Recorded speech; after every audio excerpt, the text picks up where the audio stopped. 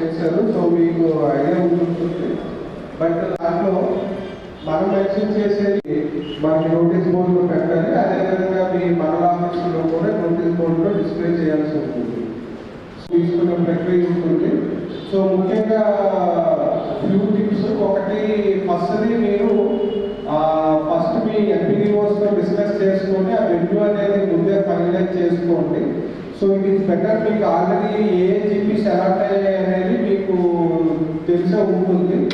So అంటే ఏమి randomisation ఏమి ఉండదు. మీకు కొన్ని జీపీస్ అలాట్ చేస్తారు కాబట్టి ఒకసారి ఆ జీపీస్ చూసుకొని ఏదో ఒక వెన్యూ అంటే ఏ జీపీలో ఆఫీస్ బిల్డింగ్ బాగుంది, జనరల్గా ఒక జీపీ ఆఫీస్లోనే తీసుకుంటారు.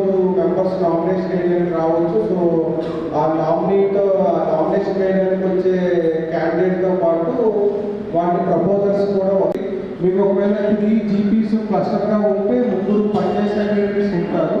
సో ఆ ఈచ్ జీపీ సంబంధించిన అంటే ఏవైతే నామినేషన్స్ వస్తాయో మన సీరియల్ నెంబర్ వైపు నామినేషన్స్ తీసుకుంటాం.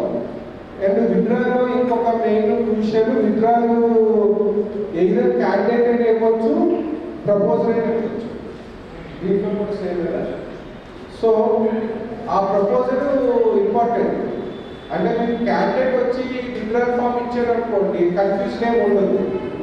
అంటే వాడి ఫోటో మీ దగ్గర ఉంటుంది, వాడు నామినేషన్ ఫామ్ ఇచ్చినప్పుడు ఫోటో ఇస్తాడు, వాడి ఐడి అంతా మీ దగ్గర ఉంటుంది, వాడు క్యాండిడేట్ అని మీకు తెలుస్తాడు, సరిపోతుంది.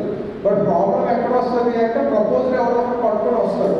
నేను ప్రపోజల్ని మా క్యాండిడేట్ విత్డ్రా చేసుకుంటున్నాడు అని. ఆ ప్రపోజల్ వాడు జెన్యూనా కాదా అనేది తెలుసుకోవాలి. అంటే అప్పుడు ఎన్ని నామినేషన్స్ వచ్చాయి, క్యాండిడేట్స్ ఎన్ని అని. అంటే ఇప్పుడు ఒక క్యాండిడేట్ 4 నామినేషన్స్ వేయవచ్చు. ఇక్కడ నామినేషన్ ఇచ్చినప్పుడు ప్రిలిమినరీ స్క్రూటినీ